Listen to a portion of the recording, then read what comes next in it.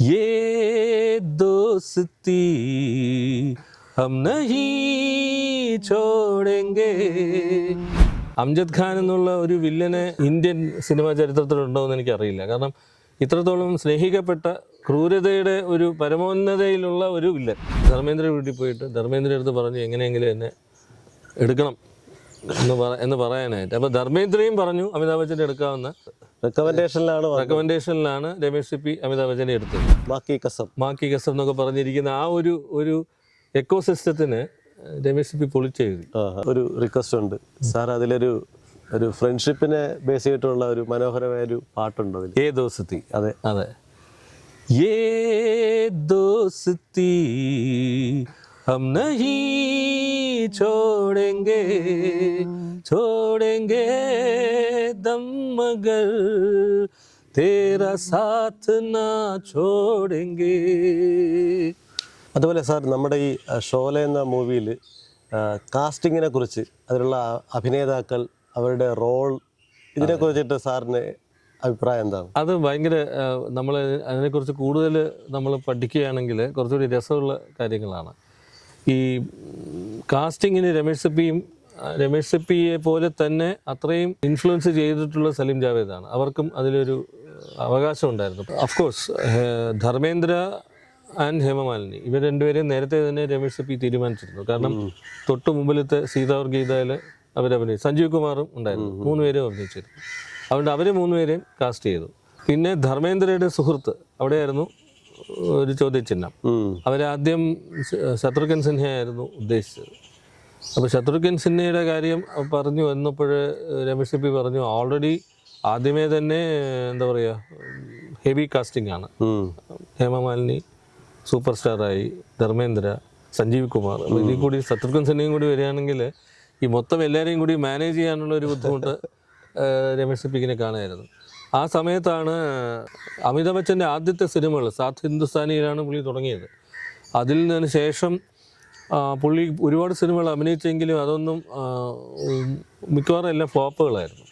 അപ്പോൾ പുള്ളിയെ നോട്ടബിളായിട്ട് പുള്ളി വരാൻ തുടങ്ങിയത് ആനന്ദ് എന്ന് പറഞ്ഞൊരു സിനിമയിലായിരുന്നു. അതിൻ്റെ മെയിൻ റോള് രാജേഷ് ഖന്നയാണ്. പക്ഷേ അതിലൊരു ഡോക്ടറായിട്ട് വളരെ ഗംഭീര പ്രകടനം അമിതാഭ് ബച്ചൻ കാഴ്ചവെച്ചു. അത് എല്ലാവരും നോട്ട് ചെയ്യുകയും ചെയ്തു. ആനന്ദിന് ശേഷം പുള്ളി പൂർണ്ണമായിട്ടൊരു ഹീറോ എന്നുള്ള റോളിലുള്ള ഒരു സിനിമ വന്നിരുന്നു, ബോംബെ ടു ഗോവ എന്ന് പറഞ്ഞത്.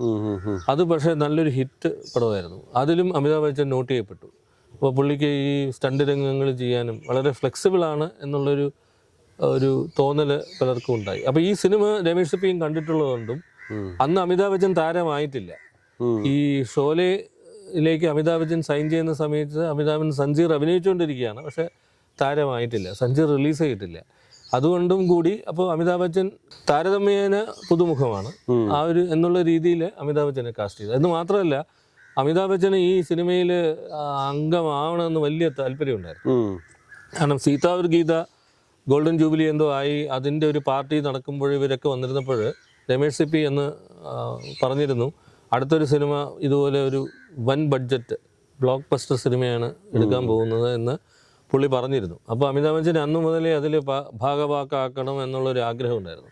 അപ്പോൾ അമിതാഭ് ബച്ചൻ എന്ത് ചെയ്യുന്ന ധർമ്മേന്ദ്ര വീട്ടിൽ പോയിട്ട് ധർമ്മേന്ദ്ര അടുത്ത് പറഞ്ഞു എങ്ങനെയെങ്കിലും എന്നെ എടുക്കണം എന്ന് പറയാനായിട്ട്. അപ്പോൾ ധർമ്മേന്ദ്രയും പറഞ്ഞു അമിതാഭ് ബച്ചൻ്റെ എടുക്കാവുന്ന. സലീം ജാവേദും, കാരണം സലീം ജാവേദ് അമിതാഭ് ബച്ചൻ്റെ കൂടെ സഞ്ജീറിൽ വർക്ക് ചെയ്യുന്നുണ്ടായിരുന്നു. സഞ്ജീറിൻ്റെ കഥയും സലീം ജാവേദിൻ്റെയാണ്. അപ്പോൾ ഇത് രണ്ടും കൂടി ആയിട്ടാണ് അമിതാഭ് ബച്ചനെ എടുത്തത്. റെക്കമെൻഡേഷനിലാണ് രമേഷ് സിപ്പി അമിതാഭ് ബച്ചനെ എടുത്തത്. എന്ന് മാത്രമല്ല അതിപ്പോൾ ഇത്രയും കാസ്റ്റ് ആയല്ലോ, അതിനുശേഷം ജയബാദുരി എന്ന് എടുക്കാനായിട്ടും പ്രധാന കാരണം അന്ന് ഈ ഷോല എടുക്കുന്ന സമയത്ത് അമിതാഭ് ബച്ചനും ജയബാദുരിയും തമ്മിലുള്ള കല്യാണം കഴിഞ്ഞിരുന്നു സിനിമ ഷൂട്ട് ചെയ്യുന്ന സമയത്ത്. അപ്പോൾ അതുകൊണ്ട് അപ്പോൾ അമിതാഭ് ബച്ചൻ ഉള്ളതുകൊണ്ട് ജയബാദുരിയും ആ റോളിലേക്ക് വന്നു. എന്ന് മാത്രമല്ല രമേഷ് സിപ്പിക്ക് മനസ്സിൽ ജയബാദുരി തന്നെയാണ് കണ്ടിരുന്നത്. കാരണം നിങ്ങൾ സിനിമ കണ്ടാൽ മനസ്സിലാകും ജയബാദുരിക്ക് അതിൽ റോള് വളരെ പരിമിതമായ റോളാണ്. സംഭാഷണം പോലും തീരെയില്ല. പക്ഷേ ജയബാദുരിയുടെ സീനുകൾ മൊത്തം കണ്ണുകൾ കൊണ്ടും മുഖങ്ങൾ കൊണ്ടുമുള്ള എക്സ്പ്രഷൻസ്. ഒരു വിധവ മാത്രമല്ല ആ ഒരു സങ്കടം, ഒരു എന്താ പറയുക, ഒരു ലോൺലിനെസ്, ഒറ്റപ്പെടുത്തൽ ആയിട്ടുള്ളൊരു ജീവിതം, ഈ വികാരങ്ങളൊക്കെ മുഖത്ത് ഇങ്ങനെ മിന്നിമറിയാൻ കഴിവുള്ള ഒരു പ്രഗത്ഭമതിയായ അഭിനേത്രിയായിരുന്നു ജയബാദുരി. അപ്പോൾ അത് രമേഷ് പിക്ക് നല്ലവണ്ണം അറിയായിരുന്നു. അതുകൊണ്ട് ജയബാദുരി പറഞ്ഞപ്പോഴും ഇതാ പറഞ്ഞത്, നിങ്ങൾ ഈ കഴിവുള്ള വേറൊരു അഭിനേത്രി എൻ്റെ മനസ്സിൽ എനിക്ക് വരുന്നില്ല. അതുപോലെ ഈവൻ ഹേമമാലിനി ആദ്യം അത്ര താല്പര്യമില്ലായിരുന്നു. കാരണം ഹേമമാലിനിക്ക് പൊതുവേ മൊത്തമായിട്ട് ഒരു 7-8 സീനേ ഉള്ളൂ. അത് സീതാ ഒരു ഗീതയെ കമ്പയർ ചെയ്യുമ്പോൾ അവർക്ക് വലിയ റോളൊന്നുമില്ല. അപ്പോൾ രമേഷ് പി പറഞ്ഞു എന്ന്, പക്ഷെ അങ്ങനെയല്ല, ഇതിൽ നിങ്ങൾ അഭിനയിച്ചു കഴിഞ്ഞാൽ നിങ്ങളുടെ കരിയർ ഗ്രാഫ് തന്നെ മാറാനുള്ള സാധ്യതയുണ്ട്. പിന്നെ രമേഷ് പി അവർക്ക് നല്ല എന്താ പറയുക വിശ്വാസം ഉണ്ടായിരുന്നു. ഹേമമാലിനിക്ക് അതിൽ പരിമിതമായ റോളേ ഉണ്ടായിരുന്നുള്ളൂ. പക്ഷേ ഞാൻ നേരത്തെ പറഞ്ഞ പോലെ അപ്പോഴേക്കും ഹേമമാലിനിയും ധർമ്മേന്ദ്രയും തമ്മിലുള്ള ഒരു ബന്ധം ഏതാണ്ട് ശൈശവ ഘട്ടത്തിലായിരുന്നു. അപ്പോൾ അതുകൊണ്ട് ഹേമമാലിനി ആ താല്പര്യം കൂടി ഉണ്ടായിരുന്നു. ധർമ്മേന്ദ്രയ്ക്കും അതേ താല്പര്യം തന്നെയാണ് ഉണ്ടായിരുന്നത്. പക്ഷെ അതിലൊരു മറ്റൊരു രസകരമായ കാര്യം എന്ന് പറഞ്ഞാൽ സഞ്ജീവ് കുമാറിനും ഹേമമാലിനിയുമായിട്ട് ഭയങ്കര താല്പര്യം ഉണ്ടായിരുന്നു. അപ്പോൾ ഈ ഷോലെ സിനിമ തുടങ്ങുന്നതിന് മുമ്പ് സഞ്ജീവ് കുമാർ ഹേമമാലിനിയെ പ്രപ്പോസ് ചെയ്തു. പക്ഷേ ഹേമമാലിനി അതിൽ ഉത്തരം മൂളിയില്ല. ആ ഒരു ഘട്ടത്തിൽ ഇരിക്കുകയായിരുന്നു. അപ്പോൾ ഈ റോളുകൾ ഡിസ്കസ് ചെയ്യുമ്പോൾ തന്നെ ഈ ഗബ്ബർ സിംഗിൻ്റെ റോള്, അതായത് ഇതിൻ്റെ മെയിൻ വില്ലൻ്റെ റോളിൻ്റെ ക്യാരക്ടറിനെ കുറിച്ച് ചർച്ച ചെയ്തപ്പോൾ അമിതാഭ് ബച്ചൻ പറഞ്ഞു എനിക്ക് ഗബ്ബർ സിംഗിൻ്റെ റോള് കിട്ടിയാൽ മതി എന്ന് പറഞ്ഞു. അങ്ങനെ സഞ്ജീവ് കുമാറും പറഞ്ഞു എനിക്കും ഗബ്ബർ സിംഗിൻ്റെ റോള് കിട്ടിയാൽ മതി എന്ന് പറഞ്ഞു. അപ്പോൾ അങ്ങനെ ഒരു താല്പര്യം ഉണ്ടായിരുന്നു. പക്ഷേ സഞ്ജീവ് കുമാറിന് അവസാനം താക്കൂർ ബൽദേവ് സിംഗ് എന്നുള്ള റോളാണ് കൊടുത്തത്. അപ്പോൾ ധർമ്മേന്ദ്രയ്ക്ക് അത് കേട്ടിട്ട് താക്കൂർ ബൽദേവ് സിംഗിൻ്റെ റോള് പുള്ളിക്ക് കിട്ടിയാൽ കൊള്ളാമെന്നുണ്ടായിരുന്നു. അപ്പോൾ രമേഷ് പി പറഞ്ഞു കുഴപ്പമില്ല, നിങ്ങൾ താക്കൂർ ബൽദേവ് സിംഗ് ആകുകയാണെങ്കിൽ വീരു സഞ്ജീവ് കുമാർ ആയിരിക്കും. അപ്പോൾ ഹേമമാലിനിയുമായിട്ടുള്ള എല്ലാ സീൻസും സഞ്ജീവ് കുമാറിനായിരിക്കും. അത് കേട്ടപ്പോൾ ധർമ്മേന്ദ്ര പറഞ്ഞു വേണ്ട ഞാൻ വീരു എടുത്തോളാം, കാരണം എനിക്ക് വേണ്ടത് കൂടുതൽ സമയം ഹേമമാലിനിയുമായിട്ട് ചിലവഴിക്കുക എന്നുള്ളതാണ്. അത് പറഞ്ഞു കേട്ടിട്ടുണ്ട് പുള്ളി. മറ്റേ ക്യാമറാമാൻ മാത്രമല്ല, ഈ ബാക്കിയുള്ള സഹായികളുണ്ടാവുമല്ലോ ബോയ്സ്, അവർക്കൊക്കെ കാശ് കൊടുത്തിട്ട് ഹേമമാലിനിയുടെ രംഗങ്ങൾ ഇച്ചിരി നീട്ടി കൊടുക്കാൻ പറയും പുള്ളി. അപ്പോൾ കൂടുതൽ സമയം പുള്ളിക്ക് ഹേമമാലിനിയുമായിട്ട് സ്പെൻഡ് ചെയ്യാമല്ലോ. അപ്പോൾ അങ്ങനെ രസകരമായ ഈ സൈഡ് കഥകൾ അവരുടെ ഒരു ചെറുപ്പവും പ്രേമവും എല്ലാം ഈ സിനിമയിൽ ഉണ്ടായിരുന്നു. ആക്ച്വലി ജയബാദുരി ഗർഭിണിയായിരുന്നു ഈ സിനിമ നടക്കുന്ന സമയത്ത്. അതേപോലെ പക്ഷേ ഇതിൽ ഏറ്റവും ഇമ്പോർട്ടൻ്റ് ആയിട്ടുള്ള ക്യാരക്ടർ ഗബ്ബർ സിംഗ് ആദ്യം രമേഷ് പി മനസ്സിൽ കണ്ടിരുന്നത് ഡാനി റെൻസ്റ്റോംപായിരുന്നു. അന്നത്തെ കത്തി നിൽക്കുന്ന വില്ലനായിരുന്നു ഡാനി. ആദ്യം ഡാനിയെ സൈൻ ചെയ്യുകയും ചെയ്തു. പക്ഷെ ഡാനിക്ക് അതേ സമയത്ത് അന്ന് ഫിറോസ് ഖാൻ പുള്ളിയുടെ ധർമാത്മ എന്ന് പറഞ്ഞൊരു സിനിമയും അന്ന് ഷൂട്ടിംഗ് ആയിരുന്നു. അപ്പോൾ അതിലും ഡാനിയാണ് വില്ലൻ. അപ്പോൾ ഈ രണ്ടും കൊണ്ടുപോകണം എന്നുള്ളതായിരുന്നു ഡാനിയുടെ താല്പര്യം. പക്ഷേ എന്ത് പറ്റിയെന്ന് പറഞ്ഞാൽ ഈ ഷോലയുടെ ഷൂട്ടിംഗ് തുടങ്ങുന്ന സമയത്ത് ധർമാത്മയുടെ ഷൂട്ടിംഗ് അഫ്ഗാനിസ്ഥാനിൽ നടക്കുകയാണ്. ഫിറോസ് ഖാൻ പറഞ്ഞു അത് പറ്റില്ല, നിങ്ങൾക്ക് പോകാൻ പറ്റില്ല. അപ്പോൾ ഡാനി ഫൈനലി തീരുമാനിച്ചു ധർമാത്മയിൽ കണ്ടിന്യൂ ചെയ്യാം, ഷോലയിൽ പറ്റില്ല എന്ന് പറഞ്ഞ് രമേഷ് പിയോട് പറഞ്ഞിട്ട് അങ്ങനെ ഡാനി മാറി. അപ്പോൾ ഡാനി മാറിയപ്പോൾ ഇപ്പോൾ ഒരു വില്ലനില്ല. അപ്പോൾ ഇനി വേറെ വില്ലനെ കണ്ടുപിടിക്കണം. അപ്പോൾ അന്നത്തെ പ്രാൺ, അങ്ങനെ ആ രീതിയിലുള്ള അജിത്ത്, ആ രീതിയിലുള്ള വില്ലന്മാരെയൊക്കെ നോക്കിയിട്ട് രമേഷ് പിക്ക് അത്ര ഒരു തൃപ്തി കിട്ടിയില്ല. ആ സമയത്താണ് സലീമാണ് പറയുന്നത് ഈ അംജദ് ഖാനെ കുറിച്ച്. അംജദ് ഖാൻ അന്ന് നാടകത്തിൽ വളരെ പ്രഗത്ഭനായ ഒരു നടനായിരുന്നു. നാടകത്തിൽ പണ്ട് ഹിന്ദി സിനിമയിൽ അറിയപ്പെടുന്നൊരു നടനായ ജയന്ത്, പുള്ളിയുടെ മകനാണ് അംജദ് ഖാൻ. അപ്പോൾ ജയന്തിൻ്റെ മകനാണ്, നമ്മൾ നാടകത്തിൽ കണ്ടിട്ടുണ്ട്. അപ്പോൾ പുള്ളിയെ നമുക്ക് വിളിക്കാം എന്ന് സലീമാണ് നിർദ്ദേശിക്കുന്നത്. അംജദ് ഖാൻ അതിനു മുമ്പ് 1-2 സിനിമകളിലേ അഭിനയിച്ചിട്ടുള്ളൂ. പുള്ളി 15-ാമത്തെ വയസ്സിൽ ബാലനടനായിട്ട് കയറിയതാണ്. നസ്നീൻ എന്നോ അങ്ങനെ എന്തോ ഒരു സിനിമയിൽ കയറിയതാണ്. പിന്നെ പുള്ളി അധികം സിനിമകളൊന്നും അഭിനയിച്ചിട്ടില്ല. 1-2 സിനിമകളിൽ ചെറിയ റോളുകളിലെ പുള്ളി എനിക്കൊരു ഹിന്ദുസ്ഥാൻ കി കസമോ അങ്ങനെ എന്തോ ഒരു 1972 എന്നൊരു സിനിമയിൽ പുള്ളി അഭിനയിച്ചിട്ടുണ്ട്. അപ്പോൾ അങ്ങനെ അങ്ങനെയാണ് അംജദ് ഖാനെ എൻറോൾ ചെയ്യുന്നത്. അത് ഒരു ആക്സിഡന്റലി കടന്നു വന്ന റോളാണല്ലേ. അത് ഡാനി ഇല്ലാത്തത് കൊണ്ട് വന്നതാണ് അംജദ്. അത് ചരിത്രമായി മാറി. അതെ, അംജദ് ഖാൻ എന്നുള്ള ഒരു വില്ലനെ ഇത്രത്തോളം സ്നേഹിച്ച വേറൊരു വില്ലൻ നമ്മുടെ ഇന്ത്യൻ സിനിമാ ചരിത്രത്തിലുണ്ടോ എന്ന് എനിക്കറിയില്ല. കാരണം ഇത്രത്തോളം സ്നേഹിക്കപ്പെട്ട ഒരു ക്രൂരതയുടെ ഒരു പരമോന്നതയിലുള്ള ഒരു വില്ലൻ എന്ന് വേണമെങ്കിൽ പറയാം. ആ വില്ലൻ്റെ ഒരു പരിവേഷം തന്നെ രമേഷ് പി മാറ്റിക്കളഞ്ഞു. അപ്പോൾ പുള്ളിക്ക് എന്തായാലും വേണ്ടിയിരുന്നത് ഒരു കൊള്ളക്കാരൻ. അപ്പോൾ അന്ന് വരെ ഹിന്ദി സിനിമയിൽ ഇപ്പോൾ മേരെ ഗാവ് മേരെ ദേശ് അതായിരുന്നു അന്നത്തെ വളരെ അതിന് മുമ്പുള്ള പ്രസിദ്ധി നേടിയ ഒരു ഈ ഡക്കോയിറ്റ് ഫിലിം എന്ന് വേണമെങ്കിൽ പറയാം. അപ്പോൾ അതിലൊക്കെ ഈ ഡക്കോയിറ്റ്സ് അല്ലെങ്കിൽ ഈ കൊള്ളക്കാരെന്ന് പറയുന്നത് ഒരു പ്രത്യേക രീതിയിലുള്ള വേഷം, ഇവിടെ നെറ്റിയിൽ സിന്ദൂരമൊക്കെ ഇട്ട് കാളി മാതാവിനെ വരിച്ച്, പിന്നെ അമ്മ എന്നുള്ളൊരു കൺസെപ്റ്റ് ഹിന്ദി സിനിമയിൽ അങ്ങനെ ആഞ്ഞടിക്കുന്ന ഒരു സമയമാണ്. അമ്മ അമ്മ മാ എന്തിനും മായാണ്, മാക്കി കസം എന്നൊക്കെ പറഞ്ഞിരിക്കുന്ന ആ ഒരു എക്കോസിസ്റ്റത്തിന് രമേശ് പി പൊളി ചെയ്തു. അപ്പോൾ പുള്ളി അത് വളരെ ഷുവറായിരുന്നു. അത് ആദ്യം പുള്ളി ചെയ്തത് ഈ ഡക്കോയിറ്റ് സിനിമ എന്ന് പറയുന്നാൽ ചമ്പൽ വാലി ആണല്ലോ സാധാരണ, ചമ്പലാണ് എൻ്റെ ഒരു ബാക്ക്ഗ്രൗണ്ട്. അതിൽ നിന്ന് പുള്ളി മാറി, എനിക്ക് ചമ്പൽ വേണ്ട, വേറെ സ്ഥലത്തേക്ക് പോകണം. അങ്ങനെ ലൊക്കേഷൻ തേടിയാണ് കർണാടകത്തിലെ രാമനഗരം, ബാംഗ്ലൂരിൽ നിന്ന് ഒരു 1 hour by drive. North India അല്ലല്ലേ? അല്ലല്ല, കർണാടകത്തിലെ രാമനഗരത്തിലാണ്, പാറക്കെട്ടുകളുള്ള ഒരു സ്ഥലമാണ് രാമനഗരം. അവിടെ പോയി അതാണ് തീരുമാനിച്ചത്. അപ്പോൾ ചമ്പൽ ബാക്ക്ഗ്രൗണ്ട് അല്ല ഇവിടെ ഉള്ളത്. പിന്നെ പുള്ളി വേഷവിധാനങ്ങൾ കംപ്ലീറ്റ്ലി മാറ്റി. മറ്റേ പ്രത്യേക രീതിയിലുള്ള തലക്കെട്ടും മറ്റേ ഷാൾ പോലത്തെ സാധനങ്ങളൊക്കെ ഇട്ടുകൊണ്ടിരുന്നതൊക്കെ മാറി പുള്ളി ഒരു ആർമി ഒരു ഔട്ട്ഫിറ്റ് പോലെയാണ് ഗബ്ബർ സിംഗിന് കൊടുത്തത്. അത് നിങ്ങൾ നോക്കിയാൽ അറിയാം. ഈവൻ അമിതാഭ് ബച്ചൻ്റെയോ ധർമ്മേന്ദ്രയുടെയോ വേഷവിധാനങ്ങൾ നോക്കിയാൽ തന്നെ ഒരു ജീൻസും ബനിയനും ഒക്കെ ഇട്ടിട്ടുള്ള ആ ടൈപ്പ് ഓഫ്, അതും പുഷിഞ്ഞ ജീൻസ്, അഴുക്കായ ഡെനിം ഷർട്ട്സ്. പലരും പറയും ഷോലെ എന്ന് പറയുന്നത് combination of genes, denims, guns and horses ആണ്. അങ്ങനത്തെ ഒരു കോമ്പിനേഷൻ. ശരിക്കും അവരിട്ടിരിക്കുന്ന ജീൻസ്, സാർ പറഞ്ഞ ഡെനിം, ജാക്കറ്റ്, അതെ അതെ, ഗൺ ബൂട്ട്, അതെ അതെ, അതൊക്കെ ഇപ്പോഴും ട്രെൻഡിങ് ആണ്. സമകാലീനമായിട്ടുള്ള ഒരു ഡ്രസ്സിംഗ് ആയിട്ടാണ് ഇപ്പോഴും അത് കാണുമ്പോൾ. എക്സാക്ട്ലി. ഇപ്പോഴും നമുക്ക് അതൊരു വ്യത്യാസമായി. അത് സലീം പറഞ്ഞിട്ടുള്ളത് Sholay is film for all times. ഇപ്പോൾ കണ്ടാലും നമ്മൾ ഈ കാലത്തൊരു സിനിമയാണെന്ന് നമുക്ക് തോന്നും. ആ രീതിയിലാണ് അതിൻ്റെ ഒരു ഘടന. അപ്പോൾ അംജദ് ഖാനെ അങ്ങനെയാണ് കാസ്റ്റ് ചെയ്തത്. പക്ഷേ അതിൽ ഏറ്റവും വലിയ ഒരു പ്രത്യേകത എന്ന് പറയുന്നത് അതിൽ ചെറിയ ചെറിയ റോൾസ് ചെയ്ത ആൾക്കാർ വരെ എന്താ പറയുക ലോക പ്രശസ്തരായി. ഫോർ എക്സാമ്പിൾ മക്മോഹൻ എന്ന് പറഞ്ഞൊരു നടനുണ്ട്. മക്മോഹൻ ആ കൂടി 2 സീനേ ഉള്ളൂ അതിൽ, ഒരൊറ്റ ഡയലോഗേ ഉള്ളൂ. സാമ്പ എന്നാണ് പേര്. ആ സാമ്പ എന്നുള്ള പേര് തന്നെ വളരെ പ്രശസ്തമായി. അരെ ഓ സാമ്പ, സർക്കാർ ने मेरे सिर पे कितने इनाम रखा है, ഓ സാമ്പ, അരെ ഓ സാമ്പ എന്ന് പറയും.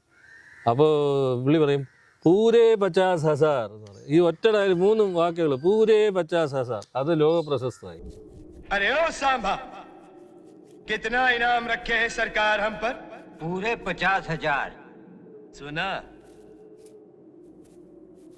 पूरे 50,000. മക്മോഹൻ തന്നെ പറഞ്ഞിട്ടുണ്ട്, പുള്ളി അമേരിക്കയിൽ ചെന്നപ്പോൾ ഇമിഗ്രേഷൻ ഓഫീസർ പുള്ളിയെ റെക്കഗ്നൈസ് ചെയ്തു. എന്നിട്ട് പുള്ളി പെട്ടെന്ന് കടത്തി വിട്ടു. അതാണ് പ്രശസ്തി അമേരിക്കയിൽ. അതുപോലെ മറ്റേ കാലിയ എന്ന് പറഞ്ഞ തെരക്കാ ഹോഗ കാലിയ എന്ന് പറയുന്ന ആ ഒരു ഡയലോഗ് ഉണ്ടല്ലോ, അതോടെ ഇത് കാലിയ ഭയങ്കര ഫേമസ് ആയി. കാലിയ പിന്നെയും പറയും തേര നമക് ഖായ ഹും സർക്കാർ എന്ന് പറയും, അബ് ഗോലിഘ എന്ന് പറയും അയാൾ കൊല്ലുന്നതിന് മുമ്പ്. तेरा क्या होगा कालिया? सरदार, मैंने आपका नमक खाया सरदार. अब गोली खा.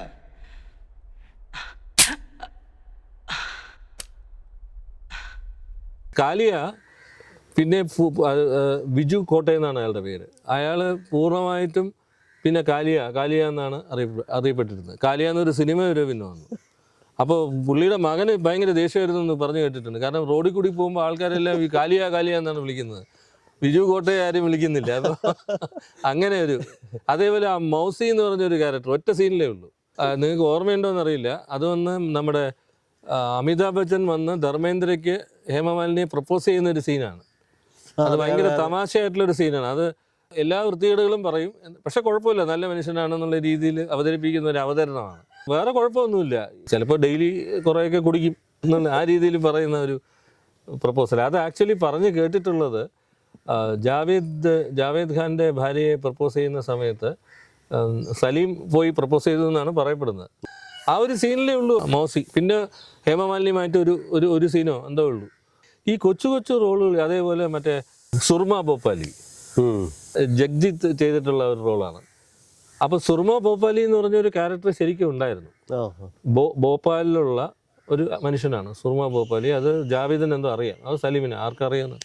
അങ്ങനെ ഒരു ക്യാരക്ടർ ഉണ്ടായിരുന്നു. അതാണ് ഇവരെല്ലാവരും അവരുടെ പേഴ്സണലി എക്സ്പീരിയൻസ്ഡ് ആയിട്ടുള്ള ആൾക്കാരുടെ പേരാണ് കൊടുത്തിട്ടുള്ളത്. വീരു ആൻഡ് ജയ് എന്ന് പറയുന്നത് സലീമിന് അറിയാവുന്ന കോളേജിലുള്ള മേറ്റ്സിൻ്റെ പേരാണ്. താക്കൂർ ബൽദേവ് സിംഗ് എന്നുള്ളത് സലീമിൻ്റെ ഫാദർ ഇൻ ലോയുടെ പേരാണ്. അപ്പോൾ ഇതെല്ലാം അവർക്ക് അറിയാവുന്ന ഒരു പേരുകളാണ് ഇങ്ങനെ കൊടുത്തിട്ടുള്ളത്. ഗബ്ബർ എന്ന് പറയുന്നത് സലീമിൻ്റെ അച്ഛൻ പോലീസുകാരൻ എന്തോ ആയിരുന്നു. അപ്പോൾ പുള്ളിക്കാരൻ പറഞ്ഞിട്ടുണ്ട് ഗബ്ബർ എന്ന് പറഞ്ഞൊരു ഡാക്കു ഉണ്ടായിരുന്നു എന്ന് പറഞ്ഞ്, അങ്ങനെയാണ് ഈ ഗബ്ബറിൻ്റെ പേര് ഗബ്ബർ സിംഗ് ആയിട്ട് എടുക്കുന്നത്. അപ്പോൾ ഇങ്ങനെ ഈ ചെറിയ ചെറിയ റോളുകൾ അഭിനയിച്ച ഈ മക്മോഹൻ, കാലിയ, സാംബ, ഇവരൊക്കെ, അതുപോലെ അസ്രാണിയുടെ ആദ്യത്തെ ഏറ്റവും പ്രശസ്തമായ റോളാണ് അംഗ്രേസിക്ക് സമാനയ്ക്ക് ജയിലർ ഹേമ. ഒരു ഹിറ്റ്ലറിൻ്റെ ഒരു പരിവേഷമുള്ള ഒരു വേഷവിധാനങ്ങൾ ഒരുപാട് ശ്രദ്ധ വെച്ചിട്ടുണ്ട് ഇവരൊക്കെ. അസ്രാണി ഇടയ്ക്കിടയ്ക്ക് പറയും, അംഗ്രേസിക്ക് സമാനയ്ക്ക് ജയിലർ ഹൂമേ ഹഹ എന്ന് പറയും. നീ ഹഹ എന്ന് പറയുന്നത് വളരെ പണ്ട് നേരത്തെ ജാക്ക് ലെന്നൻ എന്തോ ഒരു ഫേമസ് ആക്കിയിട്ടുള്ള ദ ഗ്രേറ്റ് റേസ് എന്ന് അങ്ങനെ ഒരു സിനിമയിൽ പുള്ളി എപ്പോഴും ഉപയോഗിക്കുന്ന ഒരു. അപ്പോൾ ഞാൻ പറയുന്നത് ഈ ചെറിയ ചെറിയ കാര്യങ്ങളൊക്കെ ഇവർ വളരെ പഠിച്ച് അത് സ്വയംശീകരിച്ച് ഇതിലേക്ക് അവതരിപ്പിക്കുകയാണ് ചെയ്തത്. ഈ ഒരു അസ്രാണിയുടെ റോള് പോലും. ഇതിൽ കഥാപാത്രങ്ങളെ വിന്യസിച്ചിരിക്കുന്നത് തമ്മിലിപ്പോൾ ഒരു കണക്ഷൻ ഉണ്ടോ എന്ന് ചോദിച്ചു കഴിഞ്ഞാൽ സ്റ്റോറിയുമായിട്ട് ഇങ്ങനെ ഇപ്പോൾ അവരുടെ ബാക്ക്ഗ്രൗണ്ട് ഒന്നും പറയുന്നില്ല. കഥാപാത്രങ്ങൾ ആസ് ഇറ്റ് ഈസ് അതിൽ പ്ലേസ് ചെയ്തിരിക്കുകയാണ്, അതെ, പ്ലോട്ട് ചെയ്തിരിക്കുന്ന പോലെ. അത് പ്രത്യേകിച്ച് എടുത്ത് പറയേണ്ട കാര്യമാണ്. കാരണം അതൊരു സ്ട്രെയിറ്റ് നെറേറ്റീവാണ്. അപ്പോൾ നമുക്ക് ഒരിക്കലും ഇത് ആവശ്യമില്ലാത്ത കാര്യങ്ങൾ അതിലുണ്ടെന്ന് നമുക്ക് തോന്നത്തില്ല. അതാണ് അതിൻ്റെ വിജയത്തിൻ്റെ ഒരു പ്രധാന കാരണം. ജയ്, വീരു, അവരുടെ കുട്ടിക്കാലം അങ്ങനെയൊക്കെ വേണമെങ്കിൽ എടുക്കാമായിരുന്നു. പക്ഷേ ഈ കഥയിൽ അതിന് വലിയ പ്രസക്തിയില്ല. അപ്പോൾ അത് വളരെ കൃത്യമായിട്ട് ചെയ്തിട്ടുണ്ട്. ഈ താക്കൂർ ബൽദേവ് സിംഗിൻ്റെ പഴയ കഥ തന്നെ ഈ സിനിമയുടെ ഇടയ്ക്ക് ഡക്കോയിറ്റ്സ് വന്ന് ഗ്രാമത്തിനെ ആക്രമിച്ചിരിക്കുന്ന സമയത്ത് വീരുവും ജയും കൂടി അവരെ പ്രതിരോധിക്കുകയാണ്. ആ പ്രതിരോധിക്കുന്ന സമയത്ത് ഒരു പ്രത്യേക ഘട്ടത്തിൽ അവർക്ക് താക്കൂർ ബൽദേവ് സിംഗിൻ്റെ സഹായം ആവശ്യപ്പെടുമ്പോൾ പുള്ളി ഒന്നും ചെയ്യുന്നില്ല. ഓട്ടിച്ചു വിട്ടതിന് ശേഷം ഇവർ താക്കൂറിൻ്റെ അടുത്ത് ദേഷ്യപ്പെടുകയാണ്, നിങ്ങൾ എന്തൊരു മനുഷ്യനാണ്, നിങ്ങൾ എന്ത് സഹായിക്കാത്തതെന്ന് തോന്നും. അപ്പോഴാണ് ഇതിൻ്റെ ബാക്ക് സ്റ്റോറി വരുന്നത്. വളരെ എന്താ പറയുക, ലളിതമായ രീതിയിൽ വളരെ പെട്ടെന്ന് തന്നെ ആ സ്റ്റോറി പറഞ്ഞ് തീർക്കുകയാണ് ചെയ്യുന്നത്. കൈകളില്ലാത്തതുകൊണ്ടാണ് ആ പുള്ളിയുടെ പുതപ്പ് താഴെ വീഴുമ്പോഴാണ് പുള്ളിക്ക് രണ്ട് കൈ ഇല്ല എന്ന് അവർക്ക് മനസ്സിലാവുന്നത്. തോക്കെടുത്ത് കൊടുക്കാൻ അവർ ആവശ്യപ്പെടുമ്പോൾ സാധിക്കുന്നില്ല. അപ്പൊ ഷാള് പിന്നെ എല്ലാം കഴിയുമ്പോൾ ഷാള് വീഴുമ്പോഴാണ് അവർക്ക് കൈയില്ലാത്തതാണെന്ന് പുള്ളി അപ്പോഴാണ് അവർക്ക് മനസ്സിലാവുന്നത്. അതിനുശേഷമാണ് അവർക്ക് തീർച്ചയായിട്ടും ഇതിൽ നമ്മൾ ഭാഗഭാക്കാകണം എന്നുള്ളൊരു മാനസികമായിട്ടുള്ള തീരുമാനം തന്നെ ഇവർ രണ്ടുപേരും എടുക്കുന്നത് അതിന് ശേഷമാണ്. പുള്ളിയുടെ നിസ്സഹായതയും വൈരാഗ്യത്തിൻ്റെ ഒരു സത്യസന്ധതയും അവർക്ക് മനസ്സിലാകുന്നപ്പോഴാണ്.